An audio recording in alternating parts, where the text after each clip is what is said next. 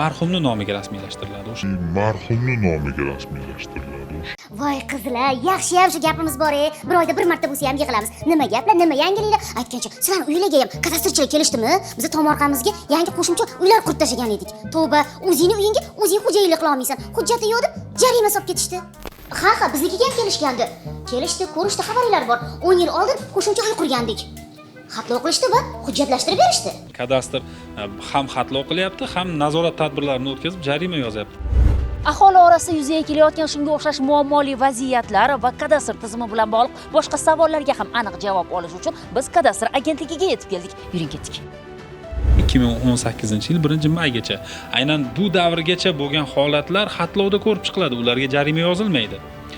Lekin undan keyingi davr bor. Misol uchun hozirgi kunda 2025-2024-yilda o'sha noqonuniy qurilgan, egallab olingan o'zboshimchalik bilan shunaqa holatlar yer nazorat tadbirlariga tushadi. Qizlar, qaysi biringlarning gapinglar rost o'zi? Kadastrchilar xatlov qilyaptimi yoki jarima solib ketishyaptimi? Yildan yilga yerni o'zboshimchalik bilan egallab olish ko'payib ketyapti. 2025-yilda yerlarni o'zboshimchalik bilan egallab olish holati 30% ga ko'payib ketgan. Albatta bular o'sha nazorat tadbirlarida tegishli jarimaga tortiladi yoki ogohlantiriladi, yer asl holatiga qaytariladi.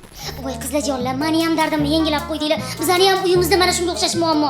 Otajonim chiroyli qilib uylarni qurib ketganlar, lekin hujjati yo'q edi. Lekin shu hujjati yo'q uyga akam ham, opam ham, ukam ham, albatta, men ham da'vogarmiz. Bizning shu masalamiz nima bo'larkin-a? Bu yerda adolat prinsipiga rioya qilinadi, ya'ni marhumning nomiga rasmiylashtiriladi, o'sha o'tib ketgan odamning nomiga, chunki bu yerda keyinchalik mulkiy nizo paydo bo'lishi mumkin farzandlar o'rtasida. Shuning uchun avval marhumning nomiga hujjatlashtiriladi, undan keyin notarial tartibda meros ishi ochilib, o'sha farzandlar o'rtasida taqsimlanadi yoki qolganlarning roziligi bilan bitta farzandga meros qilinadi.